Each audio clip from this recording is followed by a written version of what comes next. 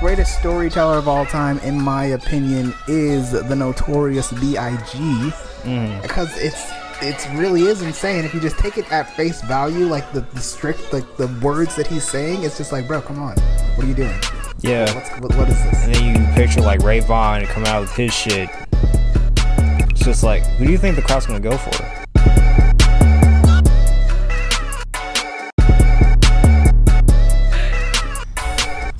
What goes on?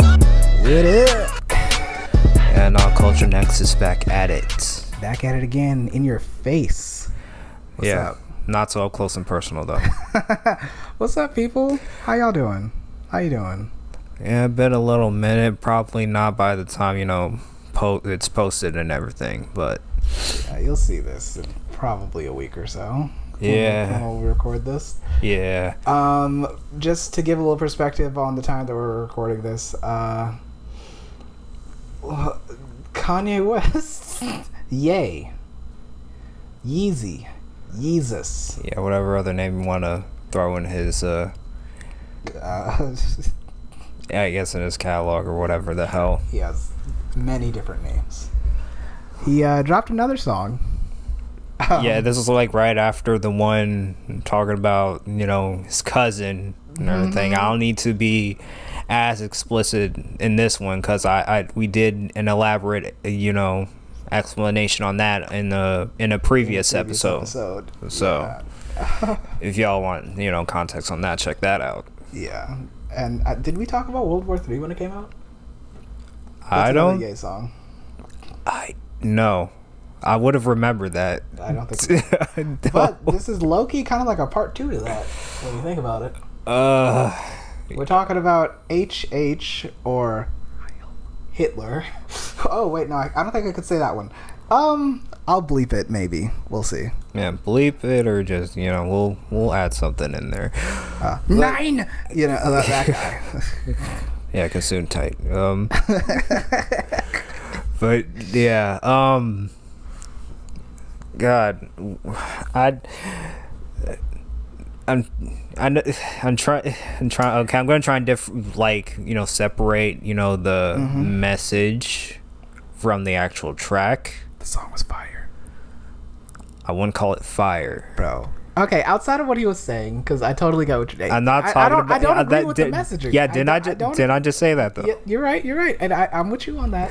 Okay, I don't agree with the messaging. I love all people, Jewish, Canadian, South African, Indian, whatever the fuck where you're from. I love all of you. But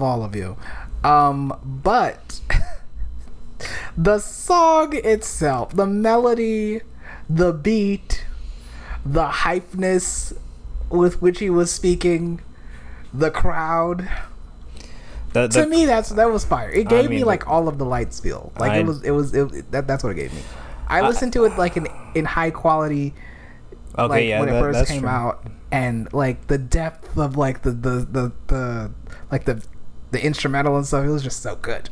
Okay, I understand that aspect. But yeah, he was talking about my heart to you. Yeah, it did. Yeah, censor version. Yeah, basically, a lot was said. A lot was said. Yeah, nah. Basically, and embracing his cuck lifestyle. So many words, bro. Kanye, he does not take himself serious. He really doesn't. There's no way he takes himself serious these days, bro. But then why would he mention the stuff about his children in there too? I don't know. It's like you mix a little bit of good in with the bad, because like I do feel for him, and like as a father, I wouldn't want to be denied access to like being there for my children and like having my family and all that stuff. I wouldn't want to be denied access for that. That would make me go crazy. But true. I do get that for sure. Not saying that I'm a father, but even it's like if someone told you you can't see your family, like yeah, that is a dire situation, to say the least, for him. But at the same time, it's just like, they don't know if he's gonna keep I was just saying, if he's gonna keep putting out stuff like this, then I'm just like, would it really be right for the kids to be with him? Yeah. I can understand that, like, him saying all of this mess is not helping his case at all. It's not helping his case. Him talking about him being on nitrous and all this other stuff. Like, personally, I think it's a joke. I don't think he's actually, like, doing a lot of this stuff. I don't think he actually hates Jewish people. I don't think that he is hopped up on nitrous all the time. I don't think that... No, I don't think it's anything like that at all. As far as, like, nitrous or anything like that, no. There's no way he can maintain all these business relationships and get to the point of being a billionaire, once again, without having some semblance of, like, you know, some sense to it, to like, what he's doing, some method to the madness, and people... that are actually around him in his personal life that, like, are taking care of him, or, like, you know, that he's taking care of, you know. There's no way he can get to the level of I don't know, to where he is in life, even after all the crazy stuff he says. Yeah. No. And still be good. Like, he's probably fine and just likes to fuck with people and likes to joke around and say the stuff that does not really need to be said. Yeah, you know? thing is, though, with that comes with a lot of, like you can't trust him with anything that comes out of his mouth if he keeps doing that. That's fair, because you don't know what he's gonna say, you don't know what he's gonna do, but also that kind of that's what makes it so entertaining watching him. Yeah, but that's the only Twitter is like, that's the thing, though. It's entertainment. Like, yes, we know that, but he knows that. Yeah, but what if there's a time where it might be something serious? It's just like we wouldn't really tell. Like the Boy Who Cried Wolf. Yeah, that sort of thing. Okay. Yeah. You can only do so much for, like, the entertainment aspect to the point where people are actually believing this shit and all that. Stop taking you seriously. Yeah, and then when you actually put something out there that's actually serious, people don't. The thing is, people don't adhere to it. Now, I may be overthinking this, and you could tell me if I'm doing a little bit too much here. But the way that I think about it is that when you put out a serious message, people don't often take to it and take it seriously. They don't care. Even if you are a large voice and you think people are gonna like listen to you, they're not really like caring. So you kind of almost have to provoke them. You have to get them to have some sort of emotional reaction to what you're trying to get at. And I think the way that Kanye does it is by going like super, super far in to the negative whatever, the negative stereotypes, or super far into, I'm just going to say the worst possible version of this thing so that you can understand the real point of what I'm saying. When he said slavery was a choice, he didn't mean that Africans were like up there like signing up on a worksheet like, oh yeah, no, let me go be a slave. Yeah. I don't think he meant it like that. I think he meant it like the choice for you to remain in like mentally enslaved, like being in the 9-to-5 workspace, or I don't want to be a leader, or this is my only option of like doing shit, like that is slavery. And you're choosing to do that every day by like living the way that you live. He's free. And you're out here like clowning him. Now, would we expect like most people to get that? No, probably not. I could be a nigga that's overthinking it though, but that's how I think about things. But yeah, that's the thing though. That's more of like a broader expression to, even if he was meaning what you said, because that what he expressed out there to the world was so kind of like he distills it down into like a very okay, instead of like the long-winded ass shit that I did, he's just like, slavery was a choice.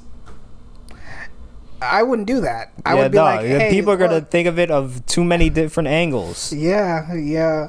But like that's kind of like, I feel like that's his way of like cutting through all the noise. Like, Like, like I don't agree with this because I don't agree with the mess of like how he's saying any of these things, because it really is insane if you just take it at face value, like the strict, like the words that he's saying. It's just like, bro, come on, what are you doing? Yeah, what is this?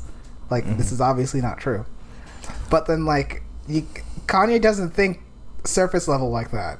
And you can tell if you like sit down and watch his podcast, he'd be ranting for like 3 fucking hours. I didn't even know he had one. He doesn't have a podcast, but when he goes and does interviews that shit. Yeah. Oh well, yeah, it might sound like a jarbled mess, but like if you have ADHD, you'll follow. Like, which is why I don't, so I guess that's why I don't follow. Well, it's still, a thing. Yeah. No, it still is. So I guess a certain amount of people could understand the true meaning of that. Now, as far as the majority of folks, I mean, I get it. Just blows past our brains and just thinks this nigga right here is crazy. Which I think is a fair statement. Name one genius that ain't crazy.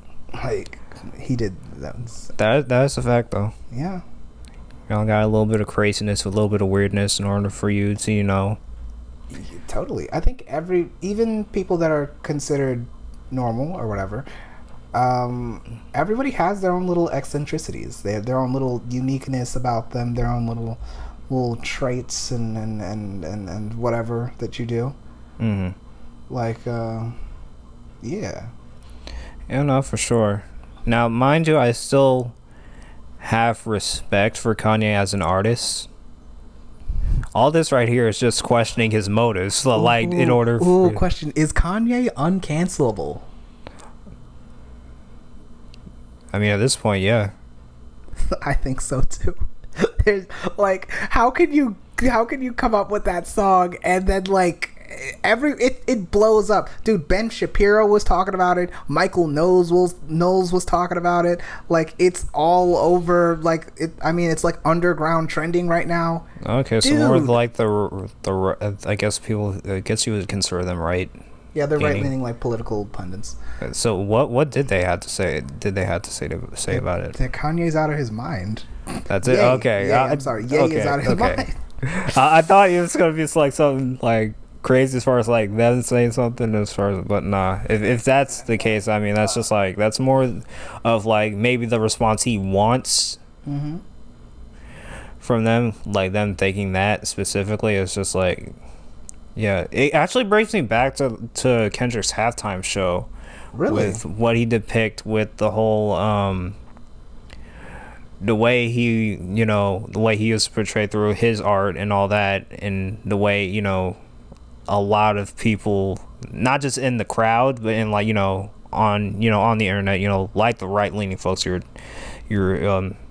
mentioning, because they obviously reacted to it. They were saying like similar things, like they were getting one specific like this meaning from what he was doing all on there, versus what he was actually giving off as a message through his his show. Yeah, and the interesting thing about Kanye, what I'm gonna call him Kanye because I'm just growing up with Kanye. Yeah. The interesting thing about that, as you're mentioning that, it just makes me think that's part of the point of why he does it, because there's going to be people, like I said, who have that big ass emotional reaction to it, and now they have to talk about it. I'm sure Ben Shapiro does not want to acknowledge that song. No, but because of like the way it's portrayed on the outside, everyone's talking about it. It's making a huge splash. Kanye is one of the most known people in the world. One of the most famous people in dare I say history? No, I'm kidding. He's not that famous yet. He's not that famous. But like a lot of people know him. Shit, give it a decade or maybe like 5 years or something. We'll see. Give it a decade. This nigga wants to be Walt Disney. Like I don't know what he's doing with his compounds out in Wyoming and shit, but like he's got something cooking up. He'll soon have his head frozen. He would do some shit like that. Yep. That'll be great. And then we'll sell it off the auction. Oh my gosh. But nah, like I guess yeah, no, through, you know, listening to, not only listening to this, but, you know, I guess just talking right now, it just gives me it gets a sort of understanding on his character. I mean, don't get me wrong, I already knew some of this stuff about him. Yeah, I think we all kind of know Kanye is a little screwy sometimes. Yeah. Did you see the interview he did with with DJ Academics? Yeah, I think we talked about that. Did we talk about that? We probably talked about that in the Shannon Sharp episode. Yeah, maybe, probably. But yeah, no, the whole him dressed up in a KKK suit. With the swastika necklace. Yeah. Iced out. And him talking so nonchalantly, so like, it's just like... Candidly, like it's just like nothing. A regular ass interview. Yeah, no. Like, this nigga's not in the whole KKK gear. Like, looking like a Klansman. Yeah. No, it's just... Even with something like that, it could be like so like out there. It's just like it'll get me in the moment. Like what the fuck is he doing? But it's at the same time, it's just like... It's like, I get what he's doing. It's like, you know what this represents, and like you're specifically doing this to like push people's buttons because you know they're gonna react to it, and like the purpose of them reacting to it, I sometimes don't know why you want the reaction to it. Is it because like, I don't know specifically with the Klansman stuff. I don't know what the messaging is there, but like when he was like doing All Lives Matter, the messaging was like, okay, yes, black lives certainly do matter, but so do white lives, so do Indian lives, so do Chinese lives. All lives matter, right? I get that. That's cool. That's cute. So, you know, I totally get why he was like pushing that, but at the same time, it's just like, why do you care so much about that conversation? Like, I feel like there's more to it than that. And you know specifically when we're talking about Black Lives Matter, if you're talking about specifically the organization, then yeah, that they were fucky. I didn't. Even when we were in the middle of the protesting and stuff, I was just like, I don't know if I trust this organization. Yeah, no, that's where I kind of stop. But the movement, the messaging behind the movement, I totally get. You know? Yeah, the message, is. You know, I don't agree with police brutality. I think, you know, black people have been marginalized to some extent in certain areas. I've noticed it in my life where I don't get like callbacks on jobs and stuff, or I get followed in stores because I got dreads and I'm black, I'm handsome. You know, white people be jealous. Honestly, that they can't. I'm kidding. Skins be breaking out while us we're just, you know, clear, no flaws, no. I'm saying, none I could be out in the sun. I may look bushy, but shit, you can't see a flaw on my face. All you can see is the light glistening. That's that melanin for you. Exactly. I need a retwist. Not gonna lie to you. It's been probably like 2 months. Like 2 months. Yeah. Oh. Huh. Since I did a retwist, but you know what? That's okay. And I'm gonna keep my locks for as long as I want to. I know, like, having long hair isn't professional. I'm black. Man, I'm gonna be growing my hair long. Shoot. This hair journey, man. I actually love it. Like I was having a conversation the other day with Nina, my friend. That we're about to take like a huge turn on this podcast, so that's fine. I don't know how into. Actually, I can bring him like a Bible story here. Samson. Oh. He got his power from like his hair that he never cut. Yeah. I feel powerful because I have hair. I just like it, and I feel like maybe there's like a placebo effect in there where I'm just like, I feel more confident because I have my locks. Oh no, that's just a me thing. No, that's more than just like a you thing. I think a lot of folks actually feel that because think about it. I don't know if you had like a whole routine or whatnot, but it's like growing that out. Okay, yeah. Well then growing that out, going through your routine, it's like it's a regimen. It's like it's like something you stick to. I'm learning that myself going through this shit here. Not on my face, my head. But but yeah, no, I'm realizing like that's like years worth right here. This is like years worth.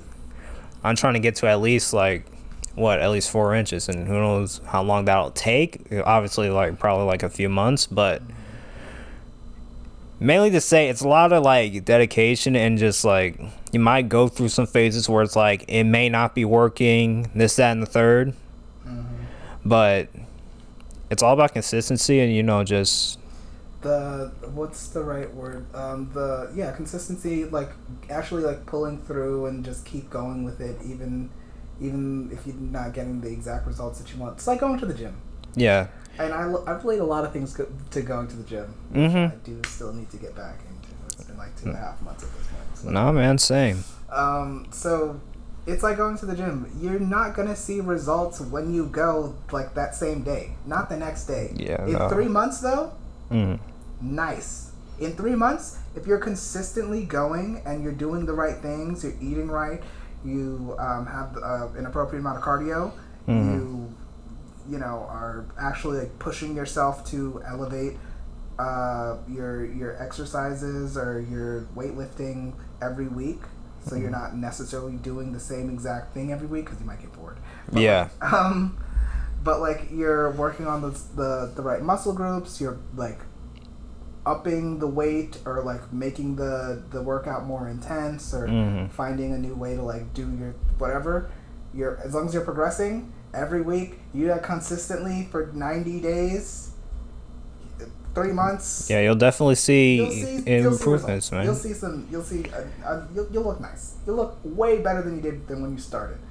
Yeah, that's why it's best take a picture then, and then see how you look now. Yeah, but like when you're in it, you're not gonna feel it or see it. But like like right now I don't feel it, but again, give it a few months. Who knows? My hair will be a bit longer, a bit more luscious. Like but definitely no, I guess, but I don't think I ever landed with my point. But through all that dedication and stuff, it builds confidence with that end result. It's just, I guess that's something that I've seen with myself when it comes to a few things. Like, again, going back to school, that's one thing, because that's a whole other sort of dedication, especially when I'm going on my own versus like when I was younger, just going through the motions. Like with school? Yeah. Yeah, I think when I was younger, I think a lot of people when they were younger, they probably didn't. At least I was in the camp of I wasn't so attached to schoolwork because I didn't see the point of it. And like, to me, I understood that school was more about getting you prepared for being in the workforce and having a 9-to-5 and all that stuff. And I personally never wanted to like go down that route, but I also didn't know the other options available to me. Like, I didn't immediately have that like thought of like such a distaste for like the 9-to-5 work. I totally did. Yeah, not when I was younger, but when I started actually, getting into the workforce, I think it was sometime while I was still going to college. Ooh, when was your first job? How old were you? I was 19. So yeah, because I was, still getting like VA money because my father was a veteran throughout the years. But I was still going to college. Or I was kind of like, when I got the job, I flunked out of one college. I got the job, went to another college. So yeah. Yes, I remember you telling me this actually. Yeah, dog. But between colleges, fast food job, Arby's. They have the meats. I don't know. Yeah, sure. Sure. But I guess the thing was, it's like at that time I was just like, fuck it, I'm not doing much with my life at this point. But I know I need to start making money. So it's just like, fuck it. It's just like, let me get in here. So, I mean, it was, again, going through the motions type of thing. But I came to learn so much about just that. Just like the the shift hours and stuff, the how shit worked in a rush, the multiple like personalities you get from different customers. Some are like cool, you got your favorites, your what's the word, I think working in fast food should be like a rite of passage for everybody. Yeah, because there's a lot to deal with there. You learn so much, just like you were saying. You learn how to deal with customers, you learn how to deal with the crew, you learn like the standard of like how much energy and effort you're supposed to put into like having a good job being done, you know, keeping the restaurant clean. You have to be timely with how you make the food. You have to wear with a smile to talk to the clients or the customers. Yeah, which some of them do not deserve. I'll say that right now. You learn how to deal with assholes. Yeah. Just if anything, even if you know it's like a bit of like a bickering thing, you gotta do your best to like fix the solution that's, you know, ailing them at that point. But if nothing goes that way, if it gets to a radical point, then that's you can't where just be like a complete pushover with it though. Yeah, no, the customer's always right, but after a certain point, you're doing too fucking much. Yeah, like, no, I hate that saying. You're doing too fucking much. Trust me, I hate that saying. Like, so much. Like with my Arby's job, I had so like not too many, but like I know there was some that gave me some kind of attitude. Yeah. And one that I don't even know why he gave me an attitude. I don't know, because the other coworker that I was messing with, the customer was fucking her at one point, but now that wasn't happening anymore. Now he wants to take it out on me or some shit. But it's just like I hate that shit. I hate that shit. Honestly, there's a lot of people that like they have a shitty day and they just want to take it out on everybody. Everybody doesn't deserve that energy. Especially not the person who's fixing your food. Especially not the person fixing your food. You're absolutely correct. Yeah. Some people have such like an emotional attachment. I think most people do have like such like an emotional attachment to food, and you may not like consciously be thinking of it, but like I think the reason people get so heated in like these fast food restaurants or get so upset if the waiter brings like the wrong plate is just like food is a very like vital essential thing in life that I think, because it represents so many things on a subconscious level, like survival and sustainability, satiation, you know, being, when I say satiation, I mean like being satisfied with like that good feeling that you get when you have a good meal. Like, there's so many different like emotional elements to like having a good meal. Yeah, especially after a bad day or something, and you want to kick back, eat yourself something good, and just forget everything that happened that day. So, yeah, that could be a trigger for why, if things go wrong, that might be a trigger for them to might want to verbally lash out. Exactly, even the smallest mistake. I just had a shitty day, and this is gonna be my pick me up. This is my good thing that's gonna happen. I'm gonna fill my stomach, and there's waiting a little bit too long. Maybe the person at the register is just a little bit too sassy or whatever. I might just go off. Like, not warranted. Niggas just be hungry, like hangry. Yeah. You know?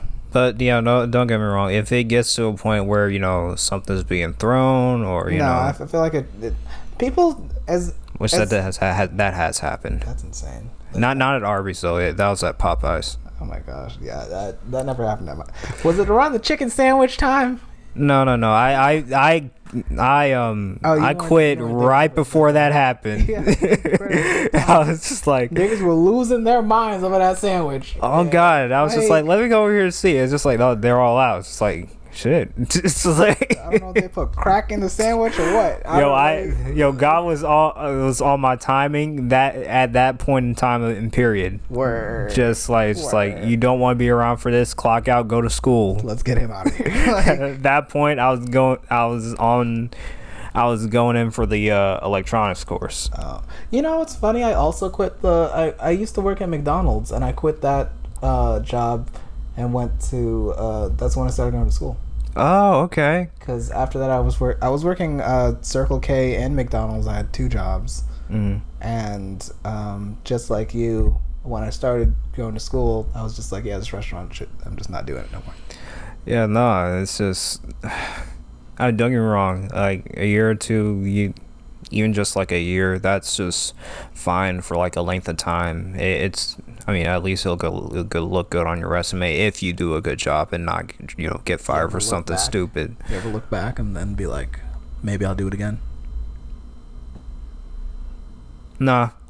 I don't think I would. Even if I'm like, same, maybe if I'm struggling or anything like that, I'll wash dishes. That was like my thing, because dealing with the whole customer service stuff and all that, dealing with like all those people, and I had like a fair amount of like good people and decent people, and then also just the assholes. I just want to say, fuck that. Fuck the human interaction. Let me go back here, blow my speakers, and just let me just wash some dishes. Which is, like a nice. I mean, I've been a dishwasher too. Mm-hmm. I understand what you're feeling. That's I understand that. Yeah. Yeah, I've done stuff like that for a minute. Even like at my current job now, where Actually, it was good. That's how it was for a good bit of my jobs, where it wasn't really much of like customer service type of stuff.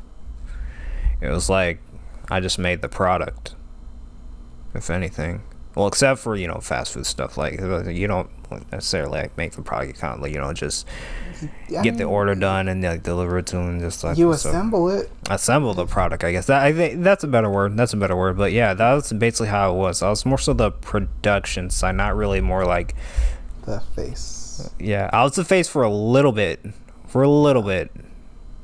and now it was only with the fast food. Like everything else though, like the machine shops, the print shop that I'm at now. Yeah, you don't talk to the customers there. That's for like the people up front in the office, or even like the managers and stuff. Do you think that do you have more? Do you think you have a better time working on the production side than you do like being client facing and talking to people? Oh, without a doubt. Really? Yeah. Now, could it be because like I have like a small dose of trace of antisocial like still in me? Yes. Oh. But it's that like don't fuck with people. Yeah, no. I mean, same thing basically. Either that or just like what is it called? Introvert, yeah. Yeah. But would you consider yourself an ambivert? I've seen you like you're not necessarily like you don't seem like you ever have a hard time talking to new people. Like when I bring you around like new people or like my friends, whatever, you kind of acclimate very well. Well, it depends on the environment for me. Like if like what was it? Going back into the tech college, like this is after the whole electronic stuff, and I was going for the graphic design stuff. I was just like, let me still just kind of play it out and just see like observe shit. Now if I'm gonna talk now, I'm gonna talk, but it's just like stay focused on my work. And then I don't know, I kind of express myself little bits and pieces here and there, and then folks usually, if it's something they're fucking with, we'll have a conversation going, that sort of thing. Yeah. And then starting out in certain environments, like said class, I usually start with the person that's sitting right next to me. So sure, yeah, you ask them like a simple question, and that branches off into like whatever. Yeah, and then from there, obviously they have you in like groups and shit, and then you just talk forced with to converse with people. Kind of forced, yeah, but I mean, I feel like that's just the basis of human interaction, though. Yeah, but don't get me wrong. If I want to actually coerce, like converse with folks, like that's really not a problem. Like I know social cues. I know like I'm still learning good openers and stuff like that in order to actually start a conversation with folks. That's I'd be saying random shit. If it works, it works. That's my motto. If it works, it works. I like that. It worked on some folks, and hey, your I'm acquaintances, a grown-ass man, and I'll be like, hey, I like your shirt, dude. Yeah, where'd you get that, bro? It works one way, and then you're either an acquaintance, a friend, or a fuck buddy. There we go. No. With new people, I like to just assume that they're already my friend and just treat them like we're cool. And I mean, yeah. sometimes that works. Other times people will buy it, but like, yeah, they look at you with I'm still disgust. but I just be like, yeah, dude. Like, I'm just cool with it. I'm not, but that's also because I'm not like super like in your face with anything. I'm just very, I imagine myself as like a more nonchalant kind of dude. I'll say crazy stuff every now and then just to like test waters and see like what's the vibe and like what like where everybody's at, like what are people thinking. But I'm not like high energy, like blah, you know. Yeah, no, I don't do that. I don't really care about attention really that much as far as like being like an outgoer. It's just if I want to like get something going as far as like conversation, I can do that. It's just I much feel like it's not really like in me to do that unless you're kind of okay, it's gonna sound kind of bad, but like kind of worth it, like as far as my interests. I get that. I got you. I want can you give me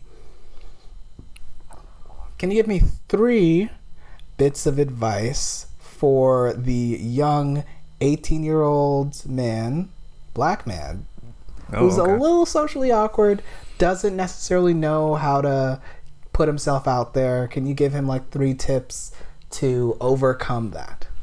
Okay, socially awkward. Yes. I guess in some way it's not gonna be like a instant like, hey, you're gonna get over this kind of awkwardness. Word.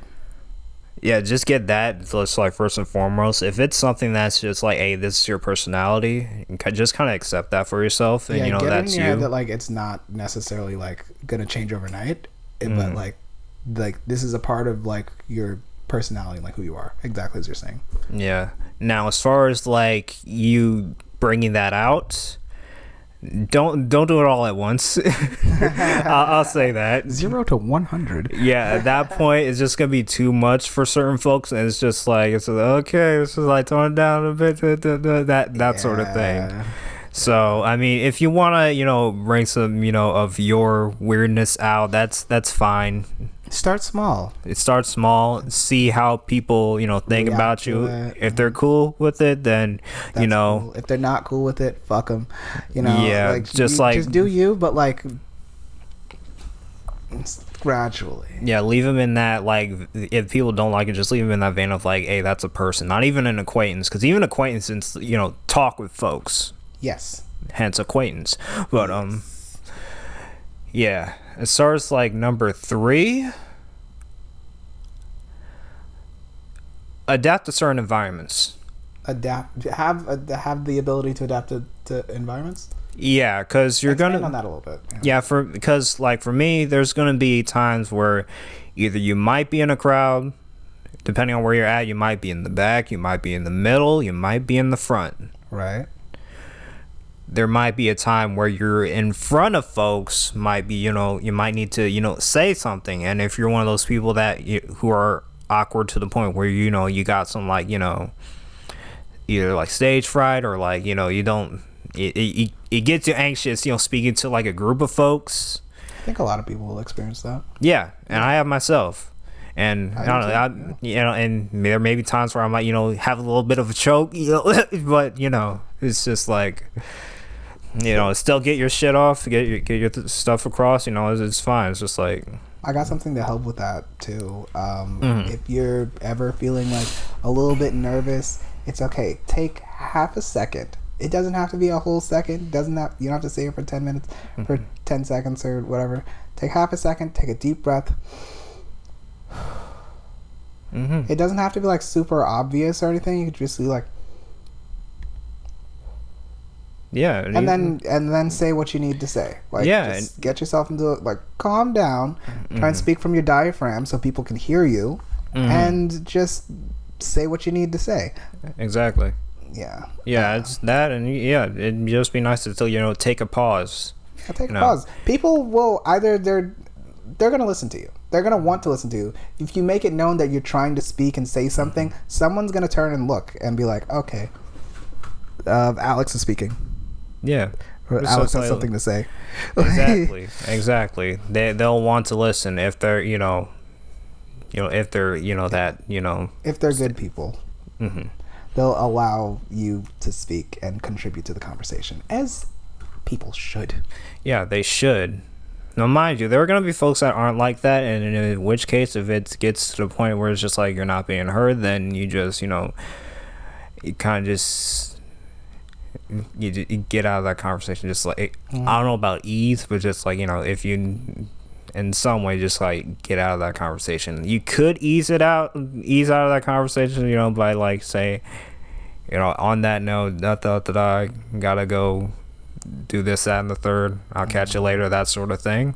But like, I don't have specific phrases for getting out of it. That's pretty good. I was actually thinking like the people that like try and bulldoze you through the conversation that don't allow you to speak.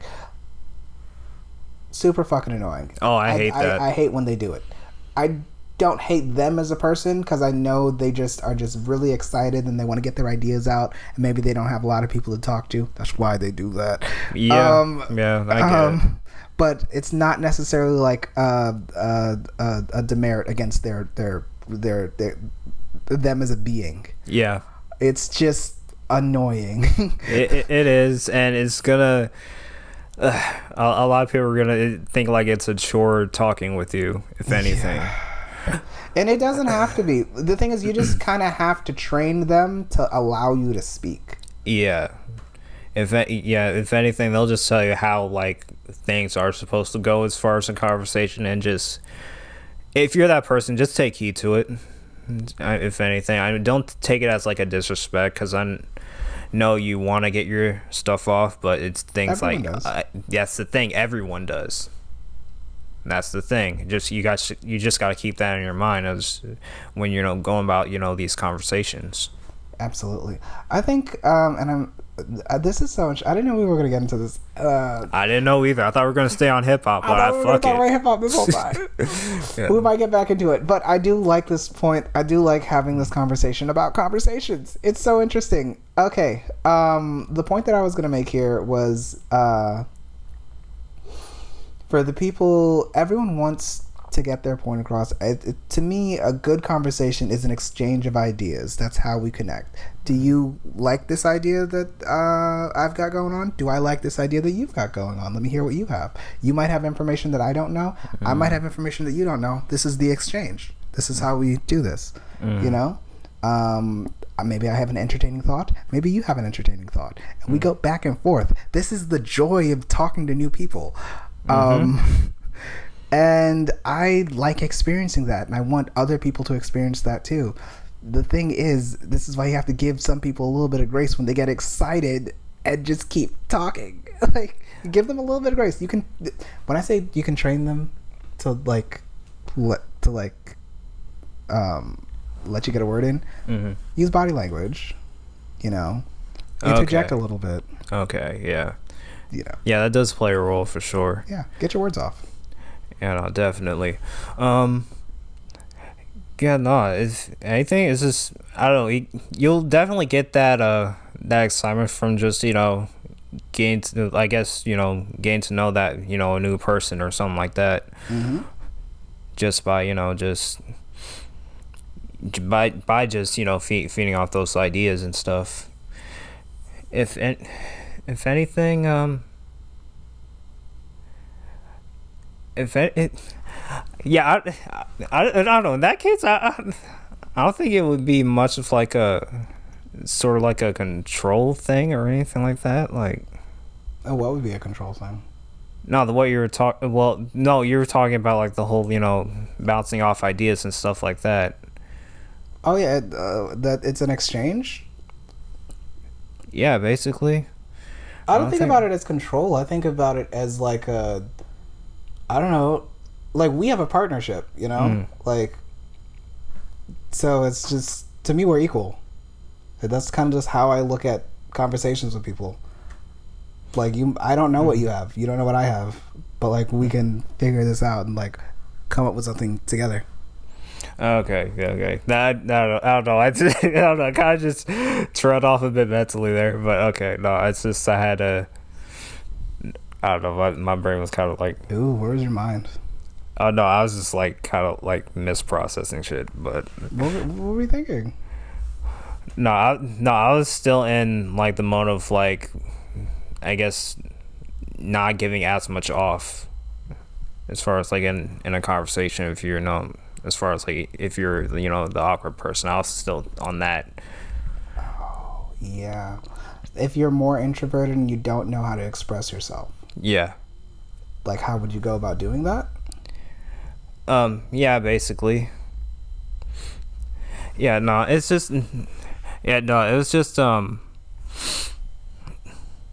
What was it? Got a mental process. It's good. It's good. Yeah, no, it was just I was thinking about just. I guess just still just not, I guess giving like a verbal overload, if anything, if that makes any sense. In like sometimes ideas bounce around so much you just kind of like can't follow. Yeah, that sort of thing. I don't know. You could be excited to the point to where like a bunch of ideas might come out all at once or something like that. Yeah, that's that ADHD talking.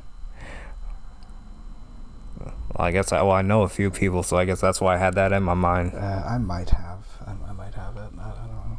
You too. For sure. You're number 3. Number 3. Good Lord. I don't know if you see it. Well, I guess when you get going in a conversation, I can see that. Yeah, my mind is everywhere. I have like a million things going on at the same time, all the time. Okay. I guess at this point I do understand that kind of mindset. Obviously, there's you. There is Chris too. Yeah, I think that's why we get along. It's kind of weird. All 3 of these people that are closest to me are all like ADHD. Like it's all got some form of it. Okay, I mean, all right. I think it's possible. I'm not. Man, I gotta ask if TJ has it too. That's how cool. Do I know TJ? Yeah, the dude that lives under my apartment, the producer guy. Yeah, he's mad cool. Yeah, for sure. We did click though. Yeah, that was funny. I gotta ask if he has some ADHD. And I got his number. Shit. Might as well. Yeah, no. If y'all watching this podcast, definitely go check out. I don't know. Does he have social media yet? I think he does. If not that, then I'm gosh, he has to have like something somewhere, either YouTube or something, man. If he has social media or whatever, we'll put it down. We'll update this, for sure.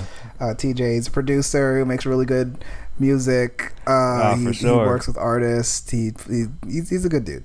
Honest to God, and again, the stuff he makes, it's just top quality, real good. Honest to God, radio quality, studio quality. Yeah, definitely studio quality. But yeah, as far as it's just, I guess I have like a full understanding of the whole ADHD thing now. Yeah. Well, how do you think I understand Kanye? I'm wondering why the heck I was able to understand him if that's the case, but it's just like, okay, that makes a lot of sense, man. Yeah. But I guess as far as anything else going on in the hip hop world, Joey Badass, man, that's a man with some history behind him. Yeah, not for sure. Even though people want to deny that. They do. They don't really be like giving him. They don't give my man like no respect. They don't give him his flowers. Bro was nice with it for years. Since he was fucking. What was it? When did he come out? Like 2011? Yeah, 2011 or 2012. Whenever 1999 came out. Yeah, that mixtape, one of the best. Yeah, honest to God, I still say it's my favorite of all time. I will say that, and I will die on that hill. I respect it. Yeah, it's definitely. I could say top 5. I could say top 5. Definitely. People want to throw their dedications and the droughts and whatever else. Kurt was here, I guess. Cushion OJ. Yeah, Cushion OJ too. Yeah, actually, I gotta go back to listen to that one, honestly.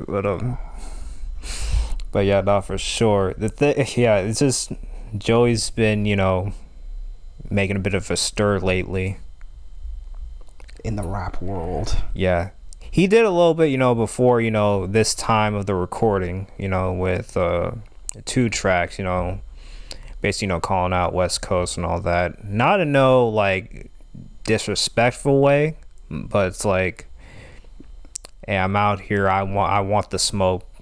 Just trying to remind y'all niggas who it is out here, Exactly. And don't get me wrong, 2 or 3 of them responded at that time. I know, definitely Daylight did. Yeah, I remember Daylight did respond. I don't know if Ray Vaughn responded around that time. I think he did. I can't remember if he did, but I wouldn't be surprised if he did. Yeah.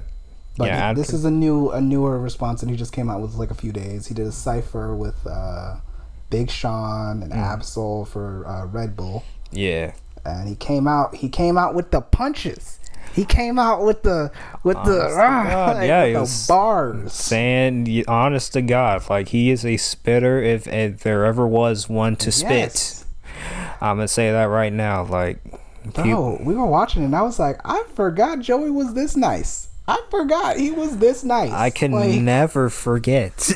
I can never forget, bro. And again, I'm trying to take bias out of this because he's just a favorite of mine. Mm-hmm. Just because through him I branched out through different subgenres of hip hop and different other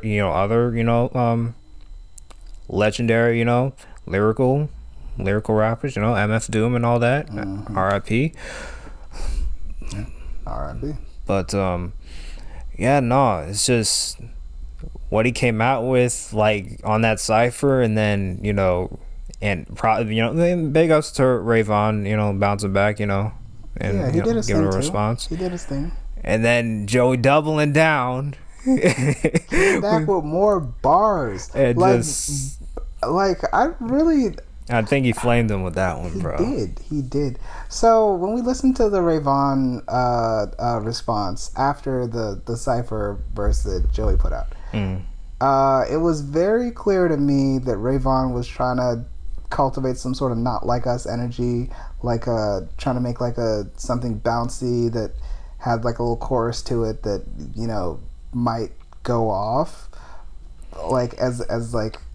yeah, but I just wasn't feeling it. It wasn't the vibe. He has some bars in there, and I respect Ray Vaughn as a rapper. He's got some good stuff, but I don't know. It just wasn't hitting for me. Yeah, it was. I mean, it's a good bounce to it. And yeah, it was a good bounce. That. And don't get me wrong, he did come out and pretty, as well as he could have in that song, I guess. But I mean, he could have done more. Ray Vaughn's never been and maybe just the style of rap that he does isn't my particular style for this kind of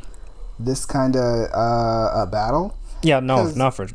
For me, if you're not gonna come with a really good storytelling element of why you think this person is not as good as you or whatever, you need to have the similes, the metaphors, the double entendres, the all the type of shit that Joey puts in naturally. Yeah, I get. Yeah, to when I talk about bars and lyrical content, I need that. Yeah, if you're talking about standing against him or in this, if you want to in his in this type of rap battle type of thing, then yeah, you got to show your abilities. Imagine Joey coming out with something like that on a in a rap battle, literally if if it was fucking Daylight up there spitting and shit. If Daylight's out there, you got to come with your best shit. Yeah, I was gonna say say if it was Joey going out and spitting his verses from either the Cypher or even the finals. Mm-hmm. And then you picture Ray Vaughn coming out with his shit. It's just who do you think the crowd's gonna go for? Exactly. That's why I have that type of mindset when it comes to these types of rap battles here. This is basically what it is. People want to say even though diss tracks and all that, come in all kinds of like flavors and shit, but like even like the greater ones, like the hit 'em ups and the no Vaselines, Yeah, they came in with some kind of like, you know, hostile energy of like I came through to, you know, like, I do this. Yeah, you understand? I do this. Like, yeah, and specifically I do this, and specifically you don't. Yeah, at least not to me. Yeah, At least that sort of energy. And I don't know, it like the words that were said versus the energy that it gave off, it didn't correlate with me. Yeah, no. Yeah, no, but I want Daylight to respond. Oh no, for sure. I hope he does. It's been like a good few days now since the Cypher. Just what is he cooking up? I want to know. Because Joey did mention him directly. Like, he had a scheme for him and everything. It was great. Yeah, and I'm glad for that. That he specifically like had this whole thing going on, and just to you know, just for, you know, specifically to say Daylight's name in there, and it was great. It was great. I don't know, stuff like this is making me glad that this stuff exists. Yeah. And you know, in the realm of hip hop. Yeah. Honestly, like the last time I heard something like this, it was actually this one here. It's actually a bit more disrespectful because it was back when Denzel Curry and Raider Clan. Yeah, Space Ghost Perp specifically. Oh, yeah. They had a lot of like tension going on, and I remember I think it was two kind of like diss tracks going on. Remember it was Space Ghost Pussy and purposely had that euphoria energy. Honestly, I didn't follow that beef, but like I know of it, and like yeah, like people who were like of that, even like, you know, ASAP Mob and shit like that. Like it was very like a heated type of thing, and then that shit was real basically. Yeah, I'm sure there were like a couple fights or something, right? Or like there was tension when they would go to like Rolling Loud in different events. Yeah, I think so. But yeah, no, that one was crazy. That was the last one I remember as far as like a more modern. Okay, modern ones. That's a fucking lie. I was gonna say Kendrick and Drake. I mean, I thought we were like doing that as a given. I mean, that's a given, of course. Yeah. I was thinking also like, I guess Pusha T and Drake. Drake just keep getting fucked up. He don't know when to stop. Drake and Meek Mill. I mean, Drake won that one. Yeah, he did. Oh fuck. But it was Meek Mill. Yeah. I didn't like Meek before. Like, even like I always thought he was corny. I kind of mess with it, like the Dreams and Nightmares is the only song I've ever messed with Meek, and the song he did with Drake. Amen. That's it. What else? That's it. I mean, I'm sure he's a cool person. I just don't like his music like that. That's all. There was like a few tracks that I liked. I always thought he was corny.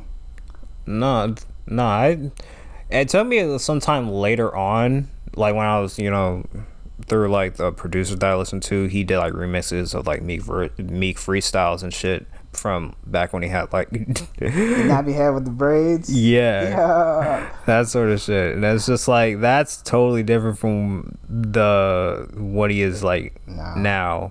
I mean, I'd have to go back and like really like listen, because I've only heard like a few projects, and the irony is not lost that I know I'm a nerdy. You know, some people would describe me as corny as well, but I don't know. He just never his music just never connected with me. And when I say it's a connection, no, it's just, you know, something. It's like if it bangs, it bangs, that sort of thing. And like I said, Amen, that was good, and Dreams and Nightmares. There's probably a few others that I can't remember, but like the fact that you can't remember. Yeah, but it probably was from that same album that had Dreams and Nightmares. But yeah, it was all right. It's all right. But yeah, the beef though is like, yeah, that Drake did win that one. I'm trying to think world tour, your girls tour. Trying to remember. God, I had one in my head. I had a like little beef going on in my head.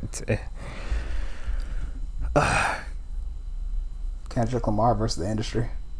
Well, you're talking about Control? Yeah, the Control verse that like left ripples in hip hop to this fucking day, apparently. Oh yeah, and people still talk about it. Yeah, they be like, Big Sean got washed on his own song. Jay Electronica had an amazing verse. Don't nobody knows that shit. Nobody talks about that shit either.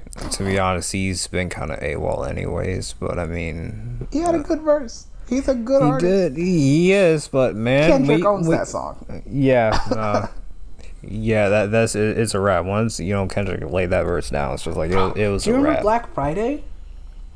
Was that the one with like J. Cole and Kendrick, and they switched like the instrumentals to rap on? Yeah, actually. Oh my gosh, dude. Yeah, actually. That shit was so fucking fire, bro. Yeah, when actually. Kendrick just kept going, bruh. It was. I'm not gonna lie. That man, I remember that one all too well. God, I think that was one of the best times I heard, like, I guess, like, Cole on that shit. Don't let Kendrick on your song. Don't let Kendrick on your beat. I think J. Cole did a good job with his version of All Right, I think it was. I think so, yeah. But when Kendrick came out with his, what was it, Tale of Two Cities? On the Tale of Two Cities beat? Yeah. Oh my gosh. Yeah, no, he killed that. No, I'm not gonna lie. He murked it. And then at the end of the song, he's like, I'll get some motherfucker beat him, J. Cole, say it. And he kept going. Yeah. Like, I'm not fucking with you. Bruh. It's just like you can't just do that and expect me just not to want more from that. Just like it's literally Jesus Christ. He knows what he's doing and he just keeps going. Yes, man. When we talk about real spitters, we talk about real rap. Yeah, Kendrick's up there. Kendrick is up there, no doubt. Yeah, like motherfuckers need to quit denying this man his. Literally, every time I see like top lyricist lists and Kendrick isn't on it, I just feel like, what the fuck is wrong with people?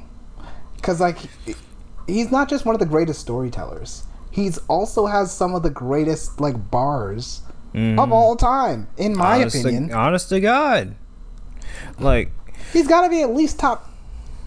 He's in my top 10. He's in my top 5. Oh no, without a doubt, I'd say he's in my top definitely top 5. Definitely top 5. Probably top 3 because he's really been influential as far as like with me, as far as his projects and everything. I respect it. So yeah, he's definitely top 3. Now as far as other folks that are in there, I mean, oh, tell me your top 3 because I'm putting you on the spot. What's Josh's top 3? All right. Top 3 rap. Let's go. Okay. God, this is gonna be a tough one though. Even though I don't listen to him as much, I can still make a case for his pen. I'm gonna go Elzai. He one of the greatest writers of all time. Yeah, no, he gets way underlooked as a lyricist. Like even in the top 10, know him. Most people don't know about Elzai. Nigga, first album I listened to from what was it? No, it wasn't Preface. Even though I did listen to that one, I loved it. Yeah. Also, I think he was on Slum Village too, and I listened to a good bit of that. Village? Yeah, I think he was like a member in it at some point. But yeah, I gotta go back and listen to that. Yeah. But yeah, that. But Illmatic, basically his version of Illmatic, the Nas classic. I just like, man, he made it into his own thing basically. Yeah. And I'm just like that. This man is just like, I gotta have a spot for him. I can't deny him of its place there.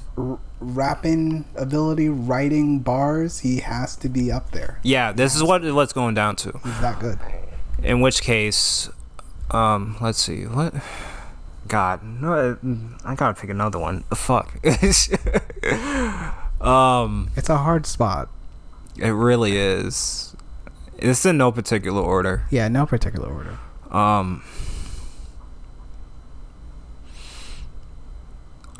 Honestly, people can say what they want, but don't want to put Earl up there. Do I want to put Earl up there? Just cause with the way he like talks about his shit. Okay, I respect. I'm surprised you wouldn't put Tyler in there then. I don't get me wrong, he can rap. Tyler can rap for sure. But you connect with Earl. As far as like the lyrics, I connect with Earl more so, especially when it comes to like I can feel that the more like serious notes, like the serious lyrics on with him. Yeah. But also just when he's, I go back to the fucking what was the the Danny Brown song? Really though, I go back to his verse. I'm just like. Okay, I gotta leave a spot for him somewhere. But yeah, I guess I'd say he's in there with the top 3. I want to say. You're gonna put him in the top 3? You can do that. I can. This is not like your permanent top 3. No. Like if I ask you again in like a year or something, you might be like, okay, whoever else. Oh wait, fuck Doom. Okay, no, never mind. Doom's taking that spot. Okay, so Doom, Kendrick, Elzai. I like that. That's a solid list right there. Yeah, that's solid. I can't deny Doom. He's been way too much of like a. I want to say like he influenced my like craving for the just to broaden myself out of like just this one circle of hip hop into like the subgenres. If it wasn't for him, I wouldn't have listened to Madlib, and he's my favorite producer of all time. If it wasn't for him, I wouldn't be listening to lyrics like I would be. If it wasn't for him, man, like I wouldn't be as open-eared to the many of like abstract either production or rhyme schemes. Yeah. Man, he was just a whole lot for me. It's just like he would use like not like the weirdest, but it's just like certain like most rappers ain't rapping on this sort of shit. Yeah, he like opened doors for you basically. Yeah, I like that sort of thing, man. Just for sure. Doom is definitely up there. Okay, I'm giving Outside a spot, and Kendrick is gonna be another one. Never talking top 10. I gotta do a little bit more thinking, but I got a few people. You want to add 2 more, make it the top 5? All right, okay, top 5. Because I felt like you were ready to put a few more names there. Let's go. Okay, then if that's the case, Earl. Okay. Earl's definitely top 5. I gotta think of one more. One more. I noticed I haven't said Joey. I think he's nice with it. He's nice with it. I don't think he's top 5. But he earns a spot for like being like the gateway for me. And some people can say that's a biased opinion. I don't give a fuck. In terms of rapping ability, I can put him in my top 10. I was gonna say I can put him in my top 10 and feel comfortable with like he can have a spot in there. I was gonna say he would be in top 10 in terms of pure rapping ability. Yeah, we're not talking about making songs. If we're talking rapping ability, number 5.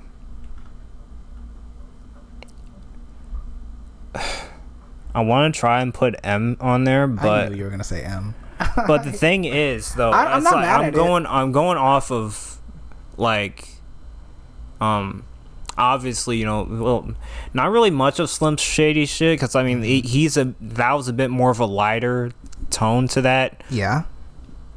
Marshall Mathers M for damn sure. Yes, the Marshall Mathers LP. Yeah, that's like yeah. Even though, like, I mean, I'm bumming a good few of those songs, not every song, but like, just the way he goes about, his flows on that shit, the God, the technicality of it all that has not has not like aged badly. Yeah, it aged very well. Definitely aged very well. It's gotten to the point where it's the only thing that he focuses on is his pen. Not even production, because even Tyler said it himself. Love Eminem as a rapper, but his beats are shit. Basically, that's what I said. Don't let him pick his beats. Like, I was gonna say, don't let him pick the beat. I was gonna say, there's a reason why, like, for those previous ones, Dre did that shit. But yeah, not necessarily in those words that he said the beats are shit. It's just like he probably said something else, but like something along those lines. But it is very true. He's actually had a couple projects where he released it. It was just like ass, because like it's like, what the fuck are you rapping over, bro? Like, yeah, which is why it's just like I like him. I put him more in like the rapper category. That's why I'll put him like top 5 for damn sure. In terms of lyrical like rapping ability. Yeah. I understand him in that spot. He could even get in my top. He can get in my top 15. I like him, and like, if we're talking like like his technical ability of like how he writes, yeah, he's definitely like one of the greatest of all time. But for damn sure. In terms of like my enjoyment, I don't know if I'd put him like in my top 10 or in my top 5. I don't think I could do that. I get that. I was waiting to hear Wayne, bro. Wayne, yeah. I was waiting to hear Lil Wayne. Yeah, no, he's a top 10. I'm gonna say that right now. I will go back to probably Carter 3. Well, actually all the Carters actually. Everything Wayne drops, nigga got bars to this day. He has so much bars. He like, I mean, don't get me wrong, he does. He don't even remember his shit. He hears some shit and be like, damn, I said that. That's how fire it was. Yeah. I guess in this case, I mean, as far as like rapping ability, I guess yeah, I could say that. Jay hasn't had. Jay-Z is also a one. There's a Jay-Z bar for every aspect of life. Well, I know that. It's just that I don't. That he didn't have that much impact on mine. That's fair. You know what's funny? My first like full Jay-Z project was the Magna Carta. Oh, okay. For me, it was 444. Okay, that's a little bit after. I enjoyed that one though. Oh no, for sure. It's an incredible project, honestly. Yeah. But I don't know. I'll have to go back to his classics. Well, I did go back to Reasonable Doubt. That's still. I still say that's a classic. I still need to go back to the Blueprints though. For sure. Do some Jay-Z history. Just go back and just like, you know. Yeah, no, for sure. Also a Black Album. Yes. Greatest storyteller of all time, in my opinion, is the Notorious B.I.G. I mean, I go back to stuff like Suicidal Thoughts, and that's yeah. I got a story to tell. Specifically, was playing in my head. Yeah. Like, dude is just like a magical flow. Like, not gonna lie, he was. I'm not gonna lie. Yeah, that's true. Now Biggie is. To me, I think Biggie was a better rapper than Tupac. Oh no, for sure. Like, as far as like lyrical ability, a lot of people are out rapping. You could argue whatever, like, because Pac was more of like a poet, so like he had more stuff that was you'd probably more akin to like bars that you would see like nowadays. But I think Big just he had a charisma to him, like the way that he was rapping. It was just a personality. I'm like, yeah, no, for sure. Like, even off the gate with like the Ready to Die stuff is just like it was just like, man, this it was just like, it was clear. He was so like, you can hear the I guess I want to say aggression in his voice and shit, and it's just it was definitely there. I'm debating on whether he's in my top 10 though. He probably is. I'd put Big in my top 10. I would. I'd absolutely put Big in my top 10. He probably is. I don't think I can think of too much other people. So yeah, no, definitely top 10. Okay, this episode is going a little bit long. Yeah, it is. I'm cool with it, but like we should probably wrap it up for the people at home. Yeah, no, for sure. So, do you have any last thoughts you wanna give anyone? Yeah, no. If anything, I guess going back to the whole, social awkwardness stuff. Just don't let the the anxiety take over. It's not as bad as you think. It's not like such a daunting task or anything like that. Just Absolutely. The more you go for these uncomfortable zones, because we like to stay in our comfort zone, uncomfortable zones, the more you'll get used to this stuff, the more you'll be better off, in this stuff. So that's right. Get comfortable being uncomfortable. Yeah, there you go. There's your advice right there. I think that was a pretty good summary right there. Yeah, all right. I guess with my last thoughts, I think to piggyback off of that, not just being comfortable with being uncomfortable, also push the envelope a little bit. Just push it a little bit. Poke some holes. Make people just a little uncomfortable sometimes. Just see where it's at. Don't provoke people for no reason. Don't be like Kanye. Yeah, you'll get a bad reaction with that, but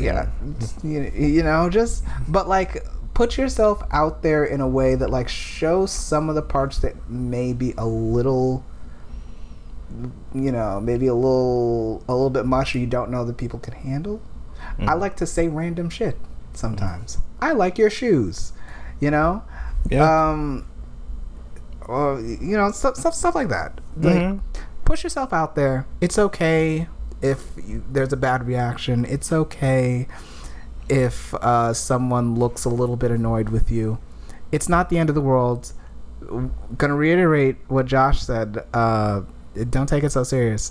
George Carlin, one of my favorite comedians, he has this one joke that goes like, "Don't take life so serious. You'll never get out alive." You know what I'm saying? That's true. That's true. Whether you choose to be all strict and life, or if you're just blah, life is gonna happen, and one day it's not gonna happen for you anymore. So don't take it that seriously. You don't have to. So on that note, we're gonna sign out. Yep. I gotta go kill a moth. Yeah, or whatever the hell that was. I'm Kweisi Josh. This has been Culture Nexus. Please follow, subscribe, share to your friends. I promise to be more active in the social. Signing off. Okay.